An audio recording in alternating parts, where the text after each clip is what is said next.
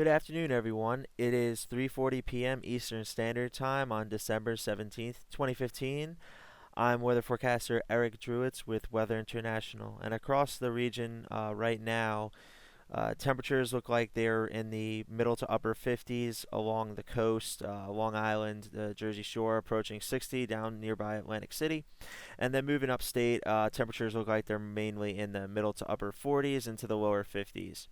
As we zoom out a little bit, actually, if we zoom out a little bit, looks like there's a cold frontal system to our west. As you see, the winds are shifting from the southwest to the west, and then as if I click a little bit further to the west, uh, winds are mainly to the west and getting into the west northwest over here in southern Michigan and northeastern Indiana, with much cooler temperatures in the lower 30s and getting into the upper 20s and middle 20s into Wisconsin. So some cold air is on its way for a brief visit to the region. Looking at current satellite, this is visible satellite. We have a bunch of clouds over the eastern seaboard, which is ahead of the frontal system off to our west. Actually, looks like around where that front is where the dry slot is right here. And if we look at some water vapor imagery, sorry about that. Um, Water vapor imagery shows ample moisture in the northeastern U.S. It's been raining all day at my house today on Long Island, New York. And now looking at the infrared imagery real quick because it's getting dark out.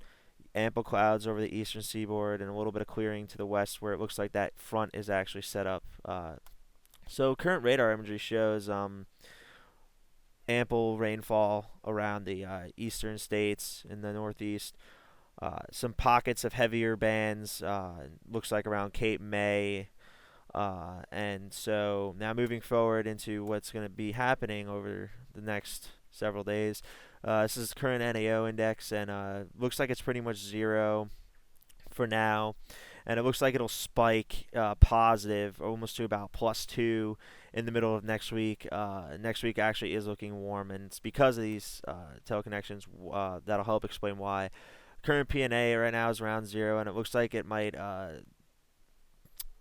bulge up a little bit. It might become a little more positive, but it'll dip down into next week. So more support towards warmer pattern in the eastern U.S. next week. PDO not as strong as last winter, and actually it shows gridded data here. And as you see, this is 2015, and this is January, February, March, April, May, June, July, August, September, October, November.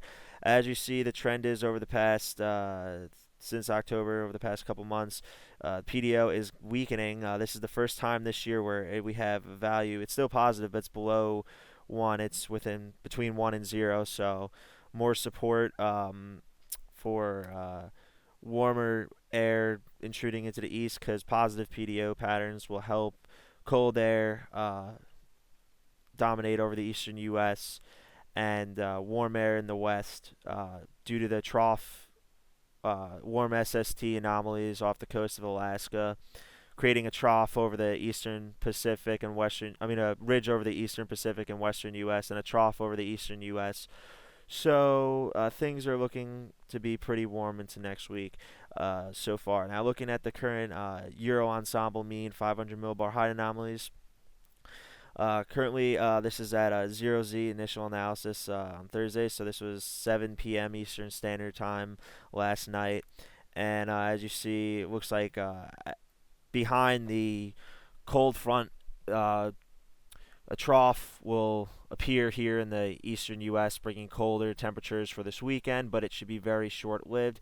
This is at 0Z Saturday, and as you see, there's a trough axis over in Ohio right here. So New York State's still ahead of the trough axis, but looking at the GEFS, it has a little faster, and the trough axis more around Massachusetts, and GEPS similar to that of the GEFS. So heading back to the Euro Ensemble mean, because that's my personal favorite. Heading into this is 12Z Sunday, and as you see, we're having ridging taking place over the eastern U.S., and it looks like it should persist. So like I said, the cold air should only be a very quick visit, and then things should warm back up. GFS Ensemble mean it shows that as well. Um, so now moving into more of what the operational models show. Here's the GFS 500 millibar vorticity, and as you see, this is the initial analysis at 12Z this morning. We have that frontal boundary around this area of high vorticity values, a lot of upper level energy associated with that, and it should move through the region, bringing the trough axis into our area. And this is at now 6Z on Saturday, so things are looking to be much cooler in the regions of upstate New York, central western New York, and the northern tier. And then moving out into 60 Sunday, we have the back side of the trough moving out, and then it looks like ridging will again be the dominant feature taking place across the eastern U.S. Now moving a little bit, I guess, into next week, just to give a little prelude. It looks like again ridging still going to be a main factor. Now looking at the just the NAM for the short run, 500 millibar vorticity. Similar setup, trough moving in this weekend, but quickly exiting and going back to a warm ridge pattern. Euro, same type of deal. So the cold air is going to be short-lived, and now looking really quick at the 850 millibar temperatures and winds, because my main objective of this discussion is the lake effect possibilities of off the shores of eastern Ontario and in upstate New York. So this is the initial analysis 12Z this morning of the NAM. And as you see, we're going to have cold air advection taking place over the region with 850 millibar temps being between, minus 10, minus 15 degrees Celsius. Now moving into the GFS, this is the 850 millibar moisture and temperatures, and it shows a very similar thing. Temperatures being between negative 10 and negative 15 Celsius at 850 during this time of the trough moving through. And again on the Euro, same exact type of deal. So the models are pretty consistent. The Euro actually looks like it might be a little colder because this minus 15 line's closer to the U.S. border and not as far up in Canada. Now moving into one thing I like to look at when I look at frontal boundaries actually is the precipitable water shows frontal boundaries relatively nicely actually, because cold air holds less water vapor, warm air holds more moisture, so you'd expect ahead of the frontal boundary you'd have higher precipitable water values than that of behind the frontal boundary, so we can infer that cooler air is in these areas of lower precipitable water values and warmer air is in the areas of higher PWatt values. So looking at the NAM, this is 0Z Friday, so this is 7 p.m. Eastern Standard Time tonight. Precipitable water values dropping after the front passes through, and then we have cold air, like you saw in the previous images, cold air vecting into the region, cold dry air. So continental polar air mass is actually one of the best types of air masses you could have to evect into the region to trigger lake effect snow formation. And again, shows drier air vecting into the region. Now looking quick at this is the surface to 850 millibar lapse rate. So this basically is a measure of instability. So the higher the lapse rate, the more instability there is. And the dry rate, dry adiabatic, is 10 degrees Celsius per kilometer. So as you see right now, the lapse rates are not too crazy, but when we move forward in time, this is now at 60 Friday. We're having areas over Lake Ontario, northern Lake Ontario, 9 degrees Celsius per kilometer. But then we go even further. This is 60 Saturday, and we have 10 degrees Celsius per kilometer in the eastern basin of Lake Ontario. And that's consistent with the GFS and the Euro. GFS has it uh, sh- really strong over most of Lake Ontario, with even looks like super adiabatic. But so conditions so far are looking very favorable for lake effect snow formation. This could be the first big potential shot of lake effect. Central New York and the northern tier, and also areas in western New York, will see this year. So in this season. So now, moving into some buff kit soundings. This is the 12Z NAM sounding. Uh, and as you see, we have omega plotted here. We have our um, dew point line, our temperature line, uh, our snow growth is plotted, and winds, heights, pressure levels. Now moving into the lake effect, I did check the current water temperature of Lake Ontario, which is 47 Fahrenheit. So moving forward in time after the front passes through and colder air starts infecting into the region, you can really see lake effect precipitation setting up more so. But it gets a lot more intense when we get to about let's see, what's this? 3Z on Saturday. So is it Friday at 10 p.m. And as we go forward in time, even more so, we have areas that have a dendritic growth zone of about, say, from 850 to like 775, so roughly 75 millibars. So it's not too bad actually for snow growth. The only skepticism I have with this sounding is uh, usually when you want lake effect snow, you want winds around 20 knots, 30, around 40 knots is a little strong. However, at the same time, there's not much shear in the lower levels and in the boundary layer. Um, and these soundings do get, I believe, even more beautiful. Let's see, what's this? Saturday at 5 p.m. Yeah, these soundings could get even a little more beautiful later on.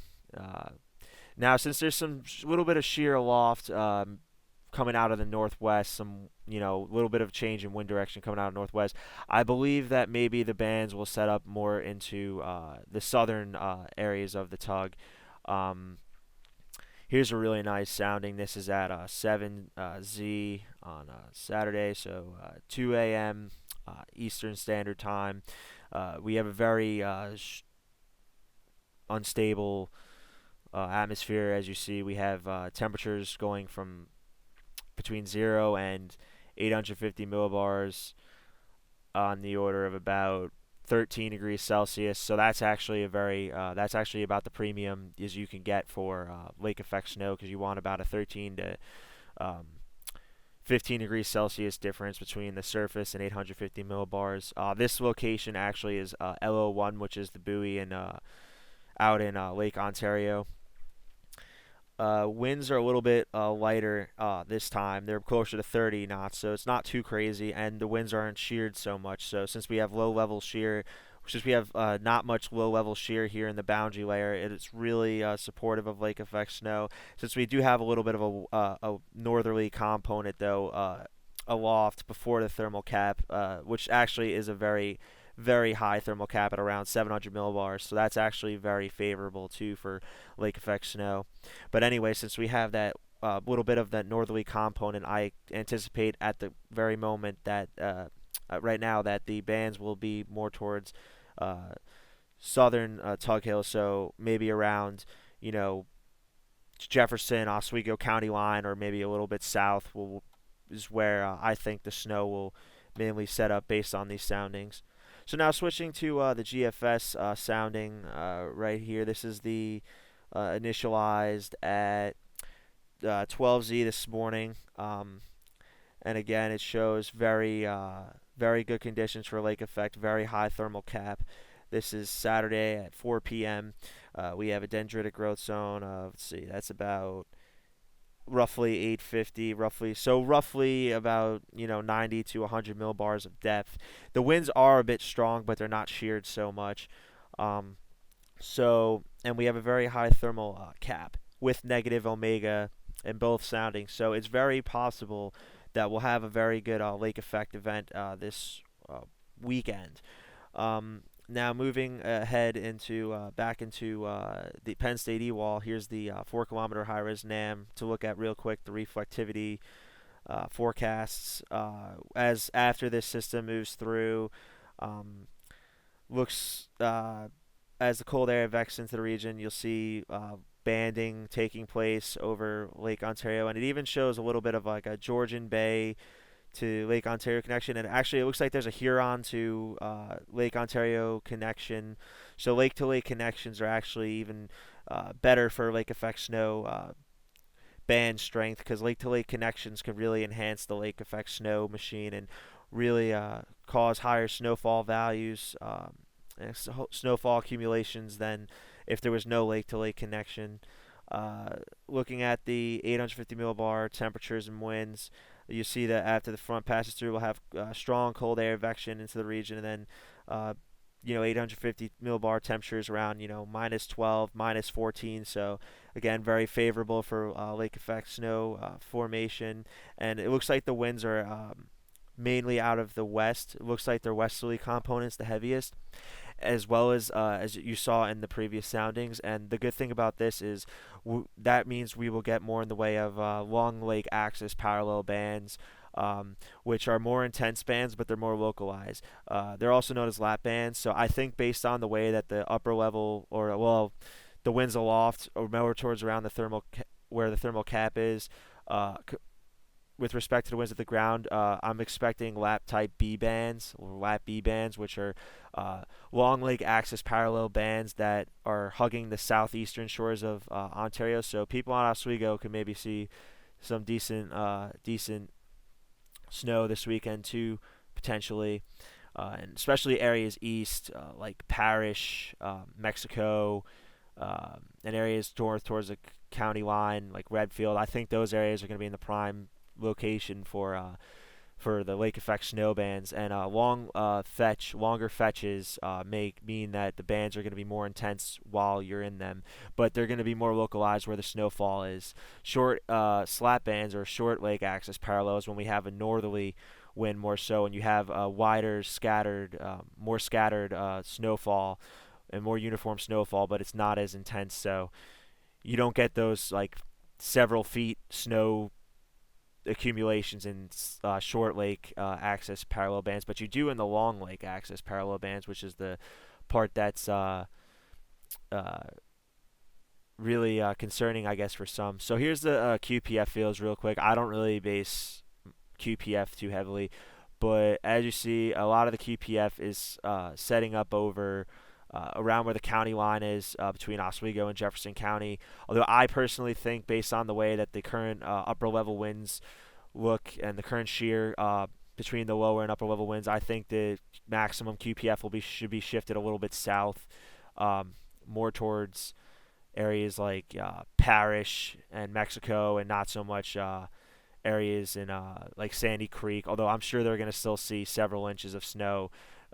So don't think that you're out of the woods, people more towards southern Jefferson County. And to finish off right here, the National Weather Service issued a lake effect snow warning and a lake effect snow watch. The lake effect snow warning is for Oswego, Jefferson, and Lewis counties, as well as you have lake effect snow warnings issued down in off of Lake Erie in western New York, and as well as a winter weather advisory over in western New York, and a little bit more details on what their warning entails. It's lake effect snow warning is issued for between 4 p.m. Friday to 10 p.m. Saturday Eastern Standard Time, and they're calling for totals of 6 to 9 inches. Right now, I think we could possibly see 6 to 9 in the most, at least 6 to 9 in the most persistent lake snows. But I'm actually thinking more in the the 10 to 14 range, just because things are looking very favorable, as well as potential lake-to-lake connections, which I don't want to rule out. I will do an update when we get closer, when I'll have data from the HER, because usually the 4K NAM isn't the greatest, especially looking a little bit out, but I don't want to rule out the potential of lake-to-lake connections, and that will definitely increase the snowfall accumulations from what the WS has forecasted currently. So thank you all for watching, and have an awesome day.